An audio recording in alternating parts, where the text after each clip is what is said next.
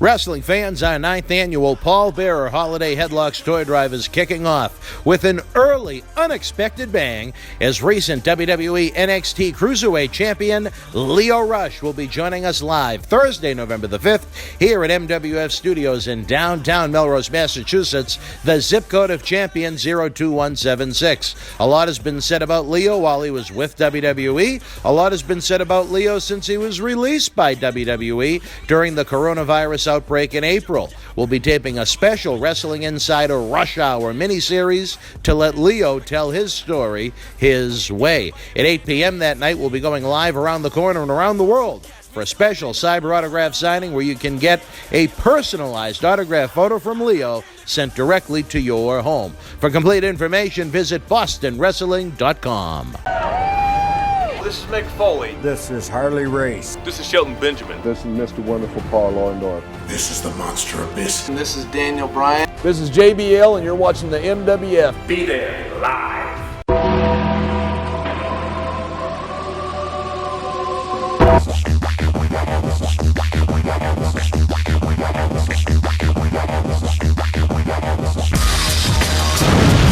Wrestling fans around the corner, around the world, welcome to another bonus installment of Wrestling Insider's Current Events, where we break down WWE Monday Night Raw underneath the Thunderdome at the Amway Center in Orlando, Florida, from Monday, October the 26th, 2020. What a wild way to open the show here on Wrestling Insiders tonight. I am joined by the man that is back from his leaf peeping.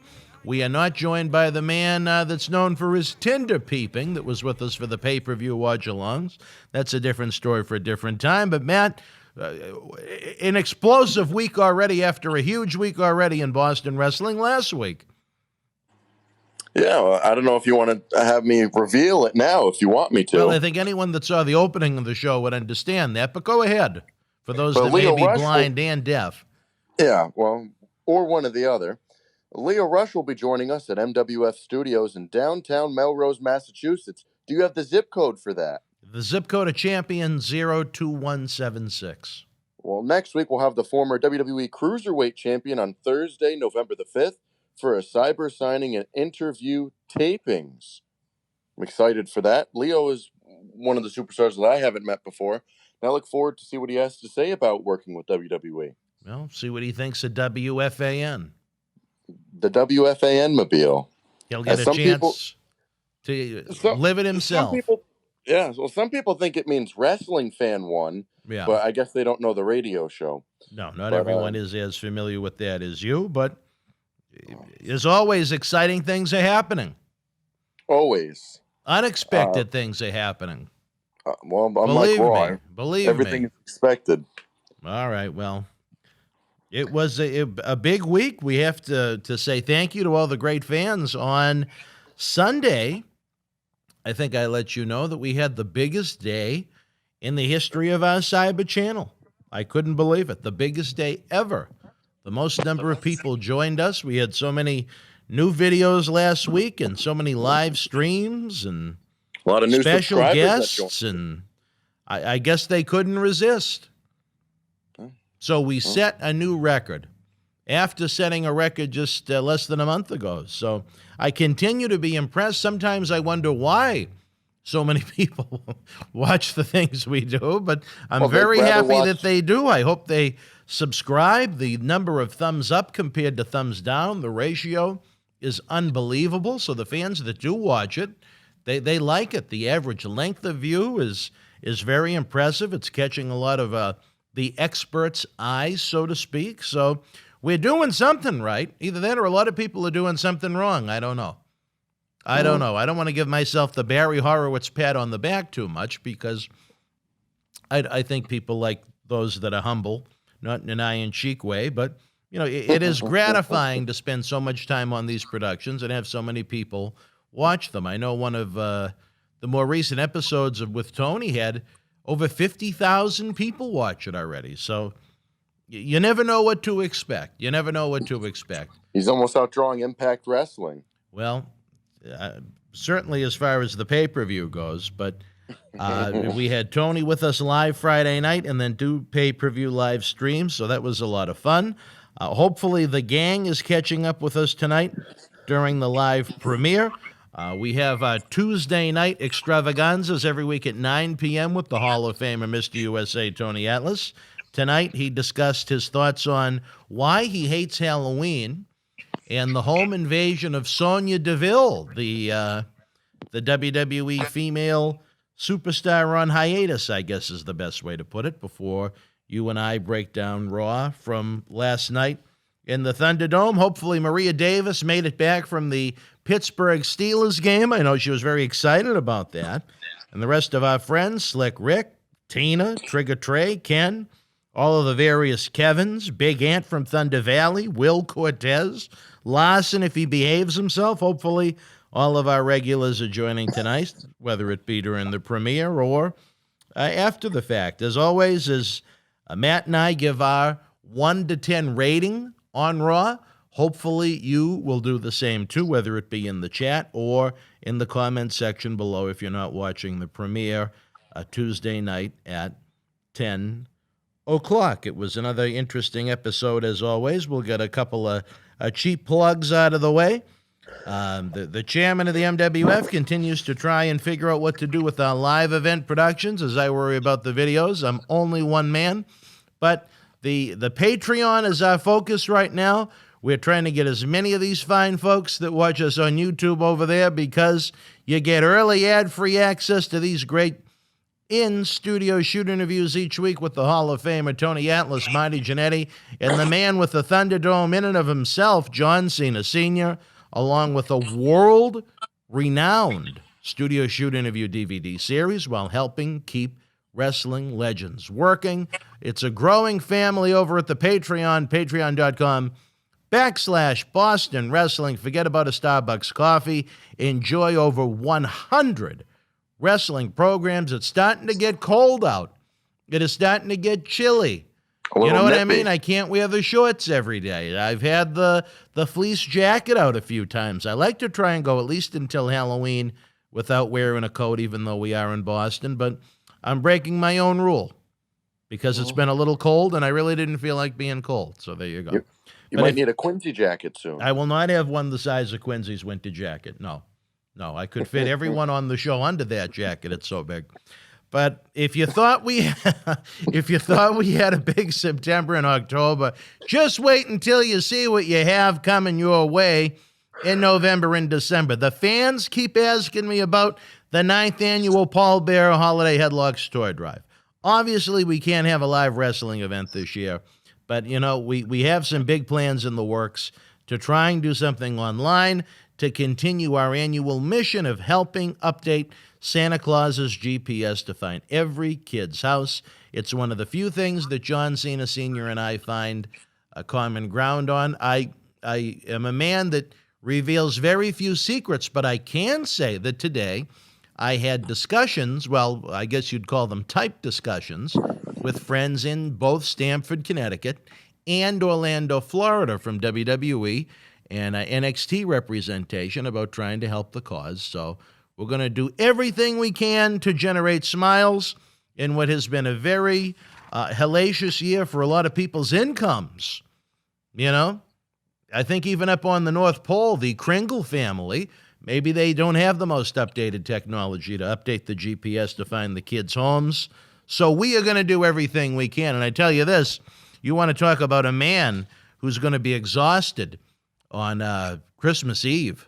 Kris Kringle himself, Santa Claus, as he tries to go from house to house, home to home, around the globe. You know what? He may need to take a page out of our good friend, Mr. Wonderful, Kevin O'Leary's book. Take a hit of that Boost Oxygen over at boostoxygen.com. Available at fine retailers everywhere. If it's not available at a retailer you go to, I guess it's not fine. Is that a good way to put it? That's a good way to put it. And, of course, little Marty, he continues to text me telling me how much he loves it.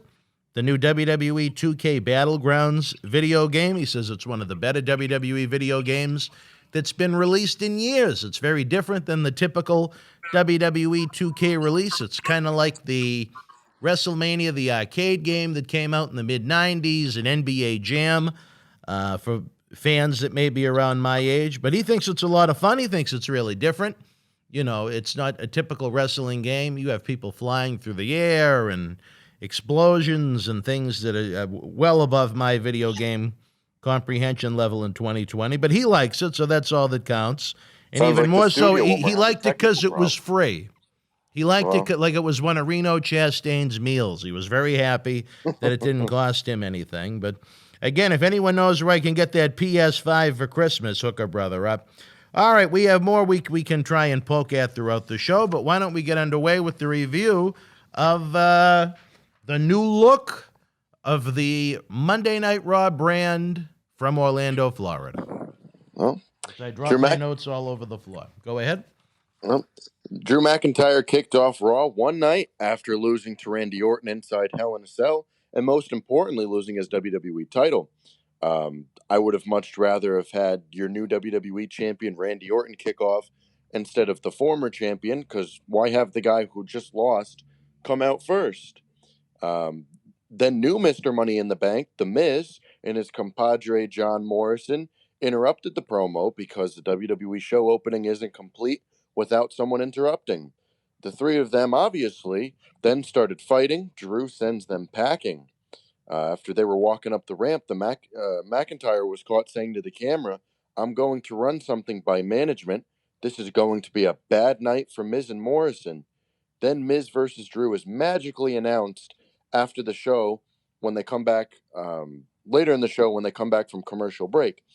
It's the first time I've heard anybody mention anything about running something by management and getting a match made by a higher power.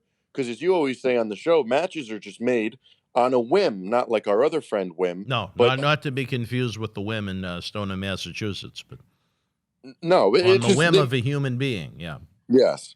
An opening, I don't know. It was all right, but wouldn't you want your new WWE champion to come out first, right after he just won it on pay-per-view?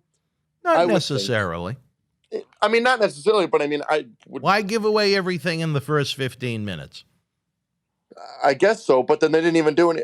I don't want to get too much into the show right now, but they didn't do anything with Randy Orton other than little promos until with 7 minutes left in the show. Well, they made you wait. If you really wanted to see him that bad, you had to sit through the whole thing, I guess.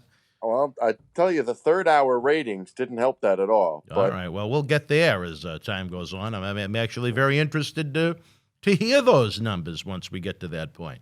Yes. What did you think on the show open? Not much to write home about. I didn't think it was necessarily bad, and I didn't find it all that interesting. It was just kind of there. Just kind of there. What did you think of Miz and Morrison for the first time having their new briefcase? I didn't really enjoy it all that much. I didn't really dislike it. It was just kind of there. Just kind of there. Just kind of there. That could have been the if they were going to give this episode a name, that's what it kind of would have been to me. It's just kind of there. I thought it was kind of weird seeing Drew McIntyre without the title for the first time since WrestleMania. Yeah, I mean, I was blown away by that. Blown away. Blown away. I needed a little boost of oxygen. I was so shocked at seeing Drew McIntyre come out without the WWE Championship belt. Yeah. The next match, AJ Styles defeated Jeff Hardy to qualify for Team Raw at Survivor Series. After the match, of course, Elias attacks Hardy by hitting him with his guitar. I like when they do these qualifying matches. As you know, I like when people earn things and matches mean something other than just throwing some people out there to fight for nothing. So I like that they're doing qualifying matches again for Survivor Series than just announcing teams, which is what they did for the women. But we'll get into that a little bit later. What did you think about this match? I didn't think the match was that bad at all. I thought the placement of the commercial break out of nowhere was kind of odd, but that's just nitpicking. I get AJ gets a pretty clean win over Hardy until we get to see Hercules circa 2020 Elias come out and hit him with the guitar after the match to continue that feud that's going absolutely nowhere. But the AJ and Hardy stuff itself, it was very good. It was better than what they were doing on SmackDown when they had Sami Zayn involved. Yeah, I mean, you take Sami Zayn out and it adds to it a little bit. Yeah. But I thought I thought the match itself was good, but I really didn't need Elias after it. But I guess what can you do at that point? The next match, Lucha House Party defeated Akira Tozawa and Drew Gulak after a distraction from R-Truth. It was too much bullshit that no one cares about. You had R-Truth come down to the ring. He was running around. There was another ref that was involved. The guys in the match were trying to pin R-Truth. But the thing that I don't get, how is there not a disqualification after after R-Truth threw Akira Tozawa into the barricade? I thought that right there should be a disqualification, wouldn't you think? Well, if you look at wrestling with any logic, yes, that might be one way to look at it. Just no one really cares about the 24/7 title. No, they do not. It doesn't have the same, I don't know if you call it comedy or entertainment, that the Hardcore Championship had years ago. It's just, I don't know what they're trying to do with it. Just some stupid humor, but it goes nowhere and no one cares, as you would say. What did you think of this match that was just all over the place? At least it was quick. Yeah, that's one way to put it. The next segment, Firefly Funhouse with Bray Wyatt and Alexa Bliss. Again, there's not much to say other than this show sucks, and it doesn't add to their characters. Both of us have said before that this Firefly Funhouse crap, it's just nothing for Bray Wyatt. It makes him look like a goof. Alexa Bliss, I know I see a lot of people saying, oh, this pairing is fun. It's new. It's interesting. It's really not for me. What did you think of this segment? If it was produced with the idea that you were trying to get elementary school children to watch, it might not be a bad thing, but I don't think that was the target demographic. I can't see anyone over the age of 6 or any adult with the IQ over 36 that would have much of an interest in seeing the Firefly Funhouse. But again, that's just one man's opinion. I think it's a waste of a talented villain in Bray Wyatt, and I think it's a waste of a beautiful woman in Alexa Bliss. If I want to see puppets, I had a puppet that was here at the studio this afternoon from New Hampshire. The next match, Keith Lee defeated Elias to qualify for Team Raw at Survivor Series. Lee had help from Jeff Hardy's music distracting Elias and allowing Lee to hit his finisher on a distracted Elias who was on the top rope looking to hit that big elbow. Hardy then comes out after the match and hits Elias with the guitar to get some retribution, not like the faction that they have on Raw. A couple questions I have. Why can't they just have Lee win clean over Elias? He's been totally ruined on the main roster, but it's not much of a shock. But, I mean, he was one of the guys you thought you'd have at least some interest or anything in him at all, and they've just totally ruined him. I think he's won one clean match, and that was against Randy Orton at Payback. All the other ones have been disqualification, count out, some type of run-in, and it's just, I don't know why they can't have him beat Elias clean. They need distraction from not even Hardy himself, just his theme music playing. I mean, why would you go to the top rope, his music hits, and just stare at the screen where his music is playing? And that's always how it goes. Not only do you take the element of surprise away if you're attempted to do a quote-unquote run-in on a match where your theme song plays as you're running towards the ring, but you have the intendee of the attack just stand there like an idiot waiting for them to run to the ring to be attacked. But that's sports entertainment, I guess. I don't know. What did you think about the match itself? Not much. I was glad it was not too long. I thought it was kind of slow-paced. I continue to want to see less and less of Keith Lee every time he's on. He started with a bang, and he's fizzling right about now. Everything tonight was pretty quick, all the segments. The next segment was actually not that quick, and I believe it was the longest part of the night, where the Hurt Business defeated Retribution in an 8-man elimination match. I don't know why they did this just a few weeks or about a month before Survivor Series. Could have saved it for Survivor Series, yeah. I bet they're probably going to do it again at Survivor Series. Retribution loses yet again. They never had a plan from them at all, and it has showed since day one. They had no plan for them at all. It's just bullshit week to week. I don't know why they couldn't just have this match last night at Hell in a Cell, then do that crap last night, and then do it again tonight. But I guess they do the same thing over and over again, and it's just repetitive at this point. Retribution hasn't won yet. They've lost any encounter they've had with the Hurt Business, and they've looked like total idiots. I know you will get a great amount of satisfaction when you see the episode of Wrestling Insiders where myself and the man with the Thunderdome himself, John Cena Sr., break down Retribution kind of week to week from when it began, because I was almost in tears by the end of it, and I think you have kind of a similar sense of humor. Or laughing?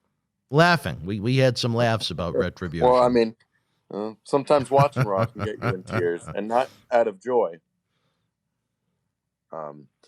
So there's that to look forward to on a Friday night. What did you think of this very long? It was about 25 minutes. You know what? I look at it like this. The right team won. The right faction won the Hurt Business.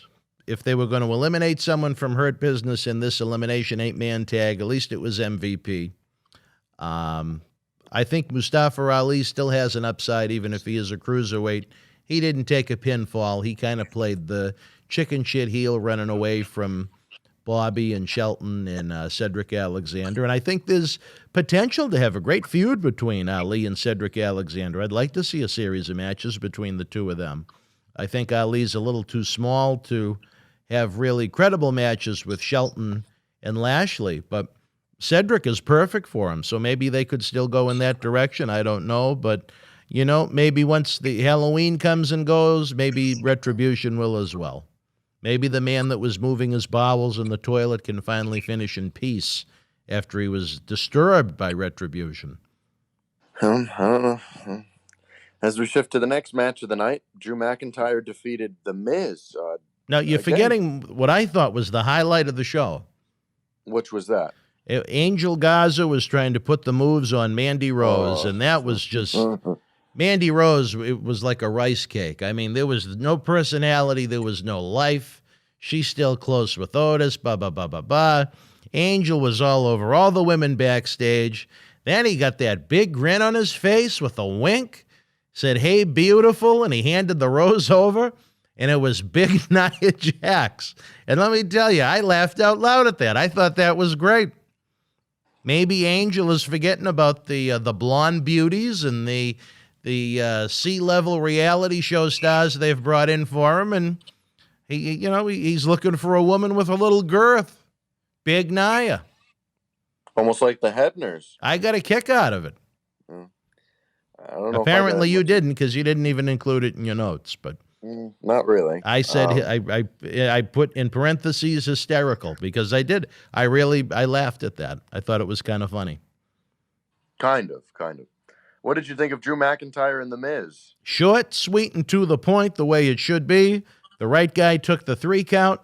I continue to say, and I'm going to say it on every single show, in case we have new fans that join us, Drew McIntyre should not have been pinned by anyone in any way, shape, or form from the moment they put that championship title on him until they were allowed to have wrestling fans back in the building, so they could see that instant reaction, just how over he is or just how unover he is.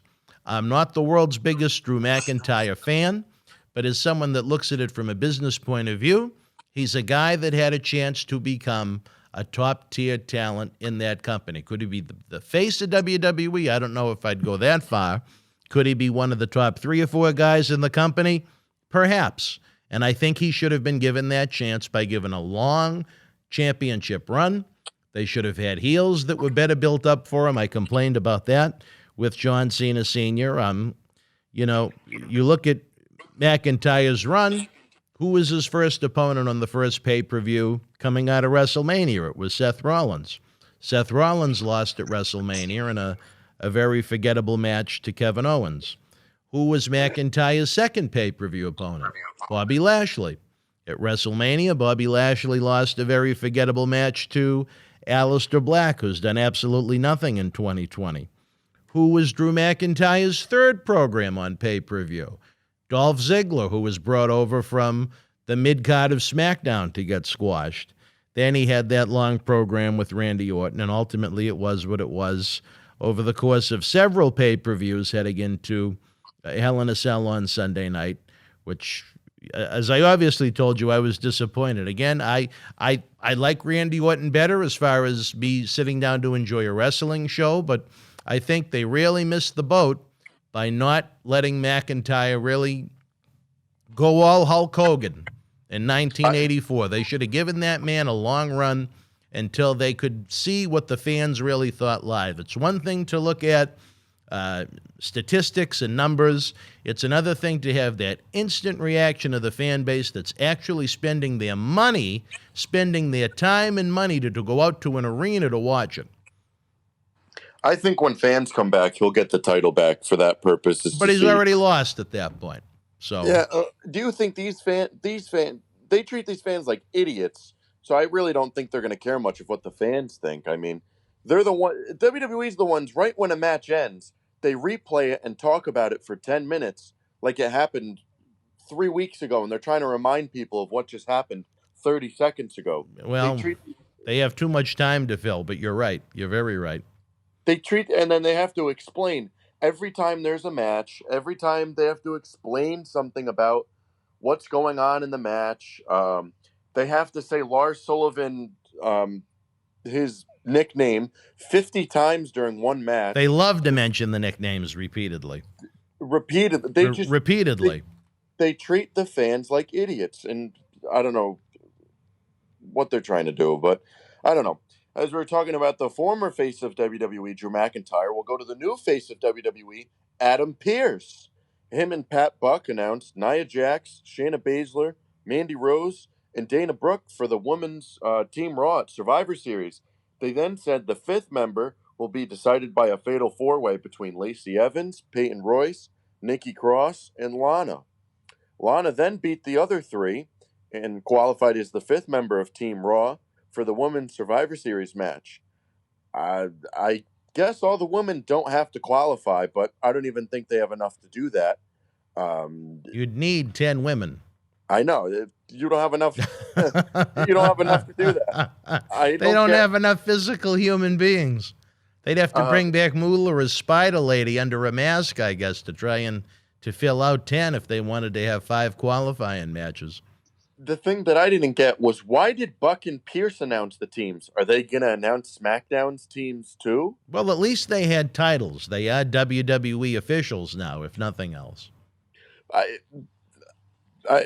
don't know. They need an authority figure in WWE badly, but I'm sure they're just going to keep going with Adam Pearce and Pat Buck from time to time, just coming out and making these random matches as all they're called is officials. I mean, I don't know. They need an authority figure who can, even if it's just one for both shows or 2 for each. I don't know what they have to do. I hated when they did the commissioner and the general manager. Like that was overkill. Yeah, that was awful. Just do one general manager for both shows, or just do one for each, or just have William Regal run all 3 of them. I don't know. Just they need something to make sense of it all. You know. Even before, Drew McIntyre saying, "Oh, I'm going to run this by management." Who did he run it by, and how did it get confirmed in the middle of a commercial break? You know? Well, that's why I liked old Jack Tunney back in the day. He was only on TV a handful of times a year, but every time he was, you knew he was there to say something important, not just there to fill time. Even when they're not on TV, like say they come back from commercial break, and they say, "Oh, our general manager, Dan Mirade, he confirmed." Or maybe it should be me, yeah. No, but not even having the person come out and do it, but just having the announcer say that, Quincy just confirmed the big Intercontinental title match tonight backstage in his office or something like that. Like, at least just have one, but they don't have to be on TV all the time. You could just mention them and saying they're confirming stuff and pulling strings, behind the scenes. Because you look at general managers of pro sports, how many times do you see them on TV? You always hear Not in the middle of a game, that's for sure. Yeah, you don't see them come out in a press conference and say, "Oh, we just signed so-and-so." No, the team will just release a statement from them, but you'll never see them. So that's why if you could just release a statement from a general manager of Raw and you don't have to physically see them, but you'll see the statement, I'm sanctioning so-and-so versus so-and-so at Survivor Series. Okay, it makes a little more sense than a graphic popping up about, we're going to see, we'll get into it later, but Bobby Lashley and Sami Zayn, who made it? I know they do it every year, but at least go in depth in it and not just start rattling off matches and saying it's been confirmed after the break. It would make much more sense to have an authority figure. But those are just my ideas, and as you say, believe it or not, they didn't call me. There you go. No. The next match, Sheamus defeated Matt Riddle to qualify for the Team Raw at Survivor Series. Riddle is just another lost soul in WWE at this point.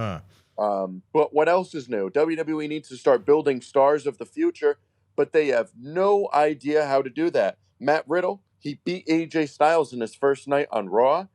After that, bupkis. He didn't do anything after that. It looked like the first night you go, holy shit, he's going to do something. When's the last time any NXT person had any backing on the main roster?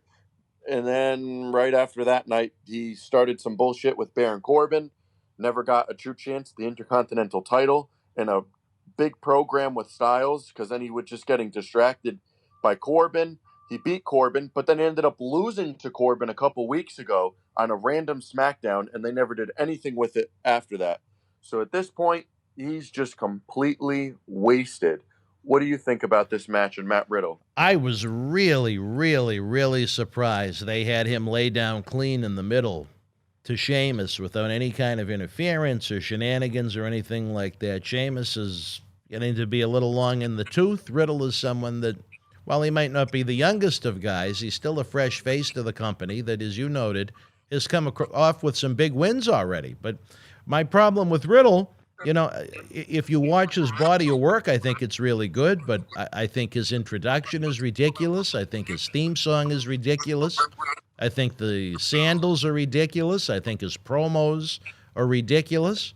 But I think his actual in-ring wrestling is very, very good. So it's kind of an odd presentation with Matt Riddle, but I certainly don't think he should have been laying down for Sheamus. But again, that's one man's opinion.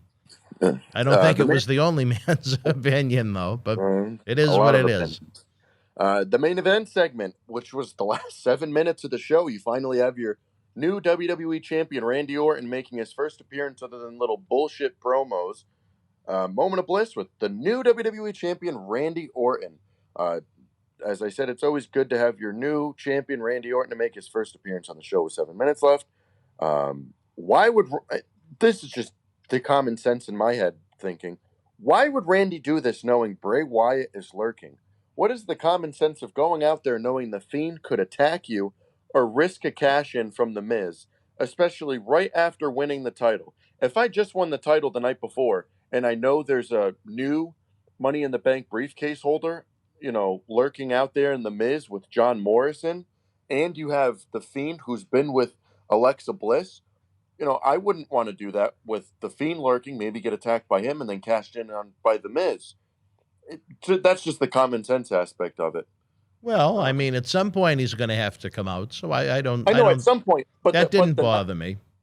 I could see if he was doing just an interview with like Kayla Braxton in the ring. Okay, that's fine. But when you're doing it with Alexa Bliss herself, who has been paired with Bray Wyatt for weeks, it just gives it a little more incentive for the Fiend to come out and attack him. That's just me thinking a little common sense of why go out there the night after, especially when you got Drew lurking, you got the Fiend possibly coming in, the Miz and Morrison and Bliss in the ring with you. Too much going on for that night. Maybe wait a little bit. I would have liked to see him do that and bring it up and say, I don't want to put myself in that position to go out to the ring and do it. I'll do it in the locker room and go on a moment of bliss instead of actually going out to the ring for 5 minutes just to talk to Alexa Bliss in a meaningless segment that meant nothing. Drew McIntyre then came out and attacks Orton during the talk show, but the lights go out in the middle of their big brawl. The Fiend shows up just to stand on the ramp for no reason, to force Orton back into the ring to brawl with Drew. I don't know why he was afraid to fight with Drew, because he had just beaten him the night before inside Hell in a Cell. So I don't know why he was afraid to confront him after he's been confronting him and wanting to fight him for months on end. Now all of a sudden he wins the title and he's going to run away. But Raw ends randomly with Randy giving Drew punches on the announce table. They were fighting, and then boom, it goes to black. And I was, is that it? And that was it. They just end it with that. No last shot of Randy with the title or Drew holding the title or the Fiend.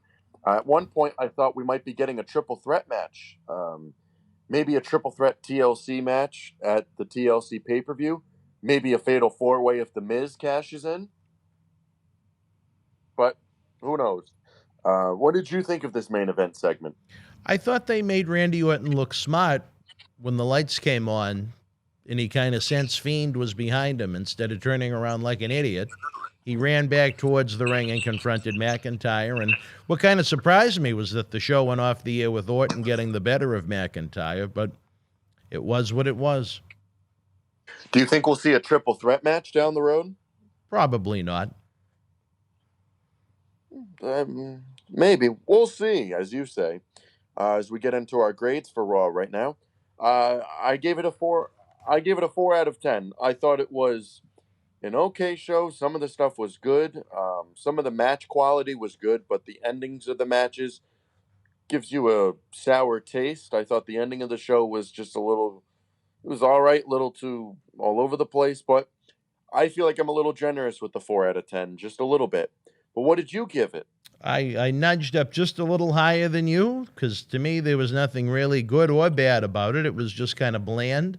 It was just kind of there. I give it 5 out of 10. There was nothing really good about it, but it was much better than a couple of the atrocious episodes they've had lately. So I give them just a little bit higher of a grade than you do. Certainly not as good as the pay-per-view on Sunday night, which I enjoyed quite a bit. And they didn't follow it up well. And then the fans, they can leave their comments in the live chat of what they think. 0 being unwatchable, debatable, and 10 being the best Raw ever. You can leave those in the live comment section below or to the side, however you want to word it. Well, if they're not watching the premiere, that's why they can go to the comment section below and give us the old 1 to 10. Or 0, if it's that bad. No zeros. It has to. One is a minimum. 1, okay. Do you want to guess the viewership? Let's see. There was no World Series. There's football, though. 1-8. 1,732,000. You know, I tell you, sometimes I surprise myself with how close I get. Yeah. And the third hour did 1,585,000, which was 200,000 less than the second hour. Well, they had enough by the third hour, I guess, like a lot of people did. And the first hour was 300,000 more than the difference between the first and the third. So I guess saving Randy Orton for the end really did. I could see if you did like a big thing with him in the main event, but he did nothing until the final 7 minutes. But well, again, the counter argument to that is there's always a big drop in the third hour, so you can't blame that on where they placed Randy Orton. The attention span of wrestling fans today is just, it's non-existent, especially with the product today. You just, unless you do anything to capture them in the first hour, I really don't think they're going to stay on the channel. I think they're going to tune in. They're going to see Drew and Miz and go, okay. And then, so let me see what else is going on tonight. And then you get Styles and Hardy. That was okay. Then you get the 24/7 stuff, and then that's when it tunes out. Then you got the Firefly Funhouse. That's another tune out right there. Lee and Elias, okay. Retribution and Hurt Business, yeah. I mean, it was an okay show, but what are you going to do? I have one little news and notes thing here, and what do we got? And it's for Survivor Series. The matches they announced in a few weeks, the Sunday before Thanksgiving. Raw Women's Champion Asuka will face SmackDown Women's Champion Sasha Banks. The Raw Tag Team Champions, The New Day, will face SmackDown Tag Champions, The Street Profits. The United States Champion Bobby Lashley will face the Intercontinental Champion Sami Zayn.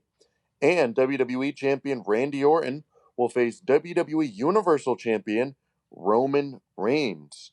You know, you have a heel in Bobby Lashley, a heel in Sami Zayn, a heel in Randy Orton, and a heel in Roman Reigns. So you got a lot of heel versus heel going on at Survivor Series.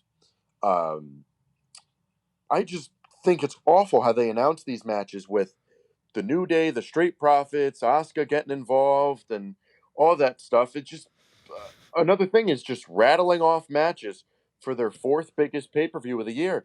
These matches feel like they mean nothing and have no weight to them at all. And the thing that always gets me since 2016, they've been doing this Raw versus SmackDown crap, is they never announce what the winner of this gets. They don't get any extra draft picks. They don't get any extra money from the networks. They don't get any extra ads or anything like that in commercials. It's brand supremacy is what I they guess get. you just say, oh, we beat Raw. We're the better show. You know, they don't announce anything at all for what they get, but whatever, I guess you could say. I was pleased that they learned the lesson from last year, that they're not turning it into Tribe Brand, which was just so much. It was too much on the eyes to sit and watch through. They're trying to keep the NXT and the main roster separated for those COVID reasons with the recent NXT outbreak.